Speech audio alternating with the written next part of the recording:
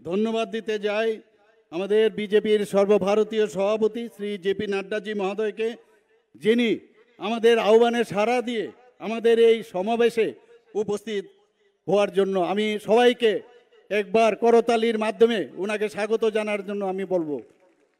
আমি ধন্যবাদ দিতে চাই আমাদের দেশের যশস্বী প্রধানমন্ত্রী শ্রী নরেন্দ্র মোদীজিকে, যার মার্গদর্শনে আমরা ত্রিপুরা সরকার কাজ করে যাচ্ছি এখানে।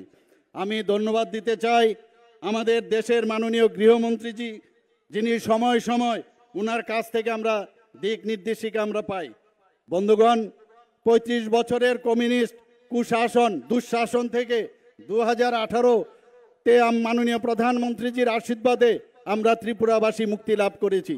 খুন, সন্ত্রাস, উগ্রবাদ, উগ্রপন্থীদের সৃষ্টি করার কারিগর এই সিপিএম কে সাধারণ মানুষ দেখেছে। এরূপ কংগ্রেসকেও আমরা দেখেছি। কংগ্রেসের সময়ও তাদের থেকে ধার নিয়ে একই স্টাইলে ওনারাও শাসনভার এখানে করেছেন। চাকরির কেলেঙ্কারি, স্বজন পোষণ, ব্লকের বকে দুর্নীতি, স্কুল কলেজে গুন্ডাগিরি, অফিস কাছারিতে আন্দোলনের নামে গুন্ডাগিরি। ওরা আদালত মানে না, ওরা বিচার মানে না। কিছুদিন আগে অদ্ভুত লাগলো আমার কাছে, আপনারা নিশ্চয়ই শুনেছেন যে মাননীয় কোর্টের নির্দেশে বিলুনিয়াতে ওদের 3 নেতাকে জেলে যেতে হয়েছে। কিন্তু ওনারা কি বলছেন, ওনারা কোনো দোষ করেননি। অদ্ভুত এই অবস্থা। এর আগে আমরা দেখেছি ওনাদের এক নেতা যিনি এমপি ছিলেন, থানা থেকে ওনাদের দোষী সাব্যস্ত ক্যাডারকে জোর করে বের করে নেওয়ার সেই বন্দোবস্ত ওরা করেছিল। আজ ওরা গণতন্ত্রের কথাই বলেন। কোথায় ছিল গণতন্ত্র? 2 সাংবাদিক বন্ধুকে ওনাদের সময়ে হত্যা করা হয়েছিল, এখনো বিচার চলছে। আমি নিশ্চিত যে আগামী দিন যারা এই সংগঠিত যে খুন করেছে তার বিচার নিশ্চয়ই হবে।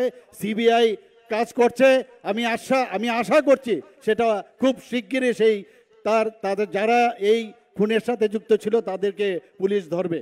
আমি ওনাদের সমস্ত সময়ে সমস্ত বিচার ওনারা পাননি। ত্রিপুরা হত্যালীলা বহু সংগঠিত করেছিল, সেটা সবার জানা।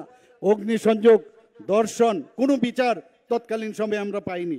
ওনাদের সময় 80-র দাঙ্গা আমাদের সংগঠিত হয়েছিল, আমরা সবাই জানি।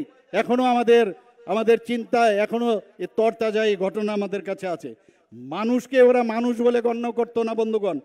গোয়েবলসীয় কায়দায় এখনো ওরা মিথ্যাকে বারবার বলে ওরা চেষ্টা করছে, এবং ওদের যে পার্টি সেখানে কিন্তু এই মিথ্যা বলার গোয়েবলসীয় কায়দার একটা কারখানা।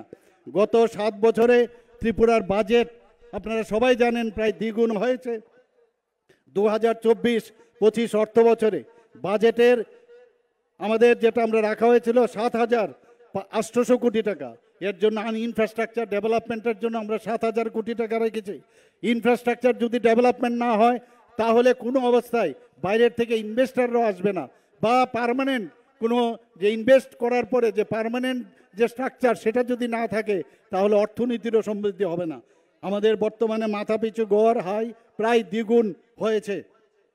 2017-18-তে ছিল 1,444 টাকা, 2023-24-এ 1,77,723 টাকা হয়েছে বন্ধুগণ। জিএসডিপির কথা যদি বলি, 2023-13-14-তে ছিল মাত্র 25.58 হাজার কোটি, আর 2023-24-তে আমাদের এখানে এখন যে জিএসডিপি বেড়ে 82,082 কোটি হয়েছে। বিরোধীদের সমস্ত চক্রান্তকে অতিক্রম করে রাজ্যে এখন শান্তি প্রতিষ্ঠিত হয়েছে বন্ধুগণ। আইন শৃঙ্খলার উন্নতি হয়েছে। এনসিআরবির যে রিসেন্ট আমাদের যে রিপোর্ট তাতে দেখা গেছে নিচের দিক থেকে, আমি সব জায়গায় সবসময় সেটা বলি, 3য় স্থানে রয়েছে। মহিলাদের ক্ষেত্রে নিচের দিকে 8ম স্থানে আমাদের রয়েছে। প্রভূত যোগাযোগ ব্যবস্থার উন্নতি হয়েছে। আমাদের মাননীয় প্রধানমন্ত্রীজি এবং আমাদের মাননীয় গৃহমন্ত্রীজি বারবার বলছেন যে নর্থ ইস্ট যদি ডেভেলপ না হয় তাহলে ভারতও কিন্তু ডেভেলপ হবে না, এবং সেই দিশায় 12টার মতো অ্যাকর্ড হয়েছে। আজকে নর্থ ইস্টার্ন জোনে শান্তি প্রতিষ্ঠিত হয়েছে। কিছুদিন আগেও আমাদের এখানে যারা এনএলএফটি এবং এটিটিএফের এরা অস্ত্র সেই অ্যাকর্ডের কারণে তারা সারেন্ডার করেছে। এখন আমরা বলতে পারি যে ত্রিপুরা এখন মানে টেররিস্ট মুক্ত ত্রিপুরা, সেটা আমরা দাবি করতে পারি বন্ধুগণ। এখন চারিদিকে যে হীরা মডেল আমাদের মাননীয় প্রধানমন্ত্রীজি বলেছেন যে আমি হীরা মডেল দিব 2018-র আগে, এবং সেই অনুযায়ী যেমন বলা তেমন মানে সেটা করেছেন উনি। আজকে এখানে ন্যাশনাল হাইওয়ে এসছে, ইন্টারনেট হচ্ছে, এখানে রেলওয়ে হচ্ছে, এখানে এয়ারওয়ে হচ্ছে, সব দিক দিকে এখন ত্রিপুরা অনেক উপরে এখন স্থান নিয়ে নিয়েছে। আমাদের এখানে ন্যাশনাল হাইওয়ে প্রায় 839 কিলোমিটার তার কাজ চলছে। Third gateway in terms of internet যদি বলি, মুম্বাই এবং চেন্নাইয়ের পরিবর্তে পরে ত্রিপুরার স্থান এই থার্ড গেটওয়ে যে ইন্টারনেট। মহিলাদের সুরক্ষা, ক্ষমতায়ন ও স্বনির্ভরের অগ্রাধিকার আমরা দিচ্ছি। মহিলাদের জন্য 33% রিজার্ভেশন আমরা রেখেছি। 50% সরকারি যদি কোনো স্টল হয় সেখানে মহিলাদের জন্য আমরা রিজার্ভেশন রেখেছি। আমরা যদি কোনো জমি কিনে তাহলে 5% থেকে মহিলাদের নামে যদি রেজিস্ট্রি হয় সেখানে 4% আমরা করেছি। আমরা কলেজ ফি, যারা মহিলা আমাদের ডিগ্রি কলেজে পড়ছে তাদের সমস্ত রকমের ফি আমরা মুকুব করেছি। পিঙ্ক টয়লেট আমাদের বাজেটে আমরা বলেছি, রাস্তায় ওনাদের সম্মান যাতে বজায় থাকে সেখানে মহিলাদের জন্য আমরা পিঙ্ক টয়লেট করেছি। যুবকদের কর্মসংস্থানের প্রাধান্য আমরা দিচ্ছি। সরকারি চাকরি কিছুদিন আগে আপনারা দেখেছেন, আমি এই ময়দান থেকে আমি বলেছিলাম, আমাদের মাননীয় যশস্বী গৃহমন্ত্রীজি ভার্চুয়ালি আমাদের সাথে যুক্ত ছিল। ত্রিপুরাতে 2018-তে এখন পর্যন্ত সরকারি চাকরি 16,451 জন পেয়েছে বন্ধুগণ। আউটসোর্সে 5,771 জন পেয়েছে। সিকিউরিটি গার্ড সরকারি এবং বেসরকারি মতে 2,937 জন পেয়েছে। এমপ্লয়মেন্ট জেনারেশন টিআইডিসির তরফ থেকে এখন পর্যন্ত 6,017 জন পেয়েছে বন্ধুগণ। এমএসএমইর মাধ্যমে প্রায় 2 লক্ষের অধিক এন্টারপ্রেনার এখন তৈরি হয়েছে ত্রিপুরাতে। বেকারত্বের যদি কথা বলি, বেকারত্বের হার 1.7% ত্রিপুরাতে, অথচ জাতীয় গড় যেখানে 3.2% আছে। মাননীয় অমিত শাহজির উপস্থিতিতে আমরা কিছুদিন আগে প্রায় 2,830 জন বিভিন্ন পদে আমরা নিয়োগপত্র এখানে দিয়েছি। নিয়োগ প্রক্রিয়া অব্যাহত রয়েছে। আরও আগামী দিনে প্রায় 8,000-এর মতো চাকরির ব্যবস্থা হচ্ছে এবং তার কাজও এখানে শুরু হয়েছে। আমরা কিষাণ সম্মান নিধির যদি কথা বলি, বার্ষিক 6,000 টাকা করে প্রতিনিয়ত কিষাণরা এখানে পাচ্ছে। মুখ্যমন্ত্রীর জন আরোগ্য যোজনা 2023-এ আমরা শুরু করেছি। আপনারা জানেন প্রধানমন্ত্রী জন আরোগ্য যোজনা আমরা 100% আমরা এখানে স্যাচুরেশন পয়েন্ট আমরা এনেছি। কিন্তু বাকিরাও যাতে এই সুরক্ষার, যেখানে স্বাস্থ্য সুরক্ষার বিষয় আছে, মুখ্যমন্ত্রীর জন আরোগ্য যোজনায় সেটা আমরা করেছি, সেটারও কাজ চলছে। মানুষ একমাত্র ত্রিপুরাই একমাত্র আমাদের রাজ্য ভারতবর্ষের মধ্যে যেখানে 100% এই স্বাস্থ্য সুরক্ষায় তারা এখানে সে কাভারেজ ওনারা পাচ্ছেন। ত্রিপুরাতে মেডিকেল কলেজের কথা বলি, এখানে তিনটা মেডিকেল কলেজ হয়েছে, এখানে গভর্নমেন্ট ডেন্টাল কলেজ হয়েছে, এখানে বিএসসি নার্সিং কলেজ হয়েছে, 9টি সুপার স্পেশালিটি জীবিতে হয়েছে। আমাদের ডিস্ট্রিক্ট হসপিটালগুলোকে যাতে আরও শক্তিশালী করা যায় তার ব্যবস্থা আমরা করছি। ট্রমা সেন্টার হচ্ছে। আমাদের এই যে ত্রিপুরাতে শান্তি সম্প্রতি আমরা বজায় রেখেছি, এখন সেই কারণে ইনভেস্টররা এখন ত্রিপুরাতে আসছে।